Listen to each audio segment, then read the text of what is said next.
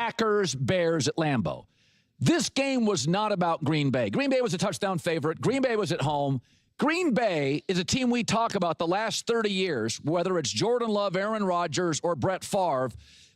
Green Bay is always in the Super Bowl conversation. This game was about the Chicago Bears. Are they legit? So they go to Philadelphia and win, and what's everybody say? Well, I mean, the Eagles, yeah, they're broken. The Bears, this is a real game. Yeah, I watched it. That's the best loss by any team in the NFL. Chicago's legit. They dominate the second half. They do a lot of things good teams do. They win the turnover battle. They take the ball away. They run the ball. They've got a smart offensive coach. They're very dynamic at quarterback. Yes, Caleb Williams is uneven. So is Bo Nix. So are all the young quarterbacks not named Drake May. They're all uneven. So what? Of course, Jordan Love looks more polished and refined because at this point, Jordan Love's a top 5 or 6 quarterback. Of course, he looks better than Caleb Williams. This is his 6th year in the league. That's a lot of practice and a lot of games. Of course, Matt LaFleur and Green Bay looks more polished and making big plays late to seal the win. This is what Green Bay's been doing for 3 decades. But for Bears, this is a whole new ball game. This was new territory. The country was watching, and they dominated the second half. And yeah, I know. And Caleb Williams does not throw a lot of picks. I didn't know if they were going to get a touchdown. I was surprised he threw an interception. He acknowledged it after the game. But the truth is, go look at those last 2 at Lambeau. Chicago drives against great Green Bay's defense. Jeff Hafley's defense is fantastic. They had a 17-play, 8.5-minute drive. That is it. Nobody's doing that against the Packers. Nobody this year. Then they followed up with a 60 yards in 3 minutes. So they can score quick. They can move the ball fast. They can beat you up. They can go 18 plays. They're doing it in the second half. You and I watched that game. You know who was gassed in the second half? It wasn't the Bears. The Packers defense was gassed, and that Green Bay defense is well coached and really good. Let's be absolutely clear about what transpired. Every player on that field was exhausted. It was an intensely physical, brutally contested game from start to finish. To diminish what the Green Bay Packers accomplished in that environment is, frankly, a deeply flawed perspective. It's more than a little off base. It's a significant analytical misstep. In this immediate aftermath, my focus isn't on assigning some grand, overarching day to one franchise over the other, though that may come in later discussions. The undeniable fact is this: the Green Bay Packers won that football game. Jordan Love delivered a spectacular performance. Josh Jacobs was a force of nature. That Packers defense rose to the occasion with spectacular plays. If you are a supporter of the Chicago Bears, should you feel encouraged? Without a doubt. I stated in my post-game analysis that this represented one of Caleb Williams' most impressive outings. I found this performance more compelling than his games against the Bengals, Cowboys, or Giants. This might very well be my favorite showing from Caleb Williams to date. This is precisely why simplistic evaluations like he only threw for 186 yards are meaningless. That statistic, in isolation, tells us nothing about the quality, context, or difficulty of the performance.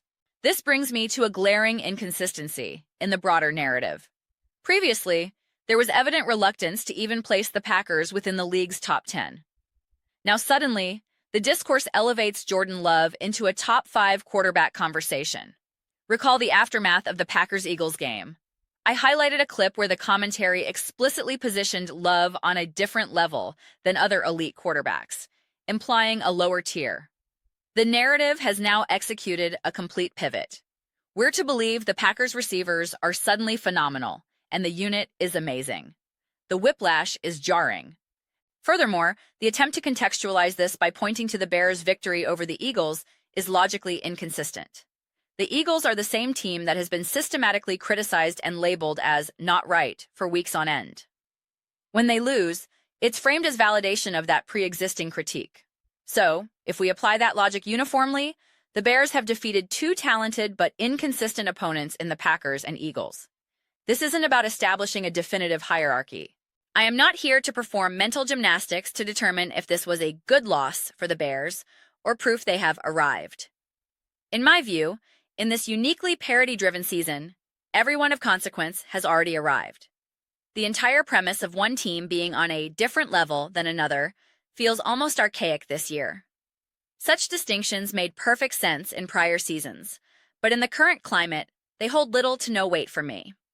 I am uninterested in what the Rams did to the Cardinals or the Seahawks to the Vikings in isolation. What matters is the direct comparison. How did the Packers fare against the Rams? How did the Bears match up with the Packers? How did the Eagles perform against the Packers? That relational data is paramount. This has always been a core principle of football analysis, but in a season with margins this razor thin, it is the only thing that truly matters. The competitive equity is absolutely staggering. This was a phenomenal game.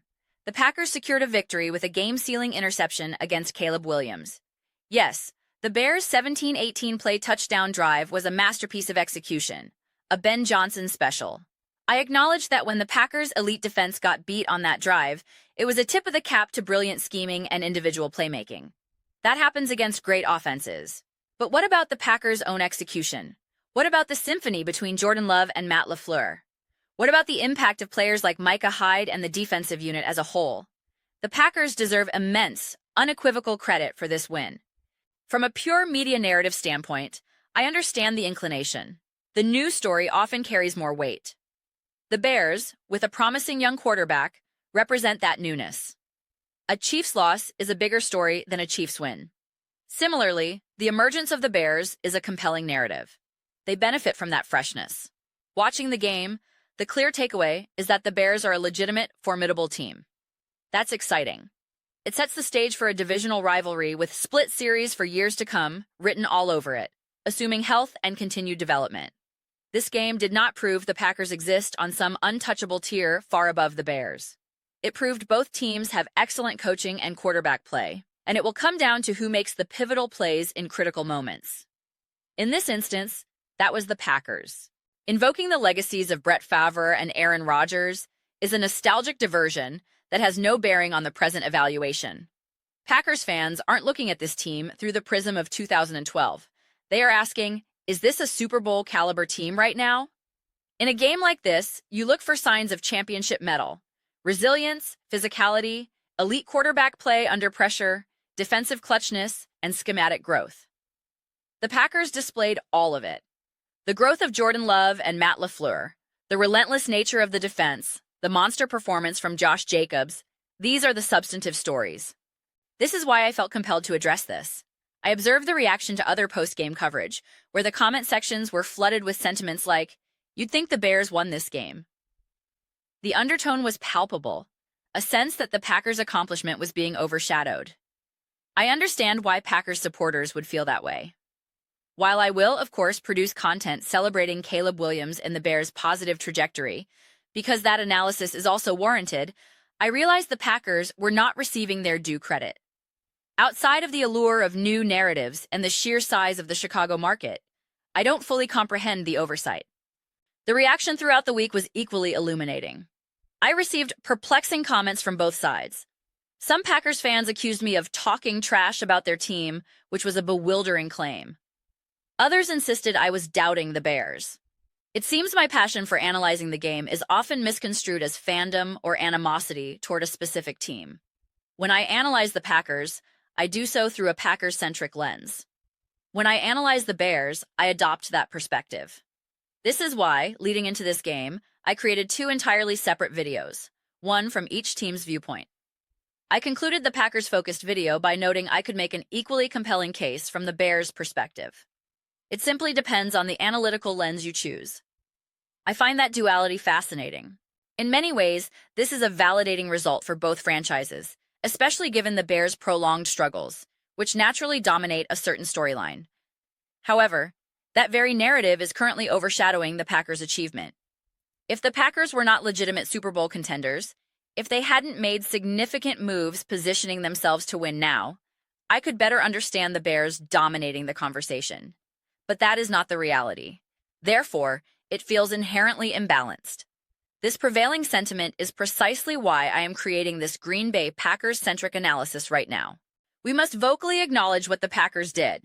They made the decisive plays when the game was on the line. They demonstrated an explosive, big play offense. When they needed their running game to be a hammer, Josh Jacobs delivered.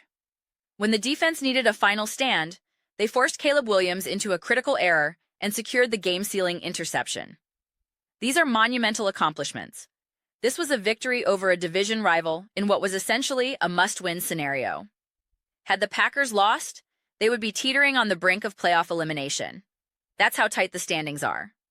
The margins this season are insane. We are in a reality where a single win or loss can catapult a team to the top seed or plunge them out of the postseason picture entirely. That is the context that makes this Packers victory so significant. Those are my reflections. I am eager to hear yours. What is your assessment of the Green Bay Packers victory over the Chicago Bears? And to clarify a semantic point for anyone poised to critique, taking down does not imply a blowout. It signifies securing a win in a contested battle. Please share your thoughts in the comments below. I read every single comment. Whether you agree or disagree, let's engage in some lively discussion. Let's debate, but ultimately, let's appreciate the complexity and thrill of the game. If you value this type of nuanced, team-specific analysis, please consider subscribing. We are building a fantastic community here focused on substantive football discourse, and I would be delighted to have you as part of it. Also, please don't forget to give this video a thumbs up, as it genuinely helps with visibility and allows this conversation to reach more fans. Thank you so much for your time and engagement.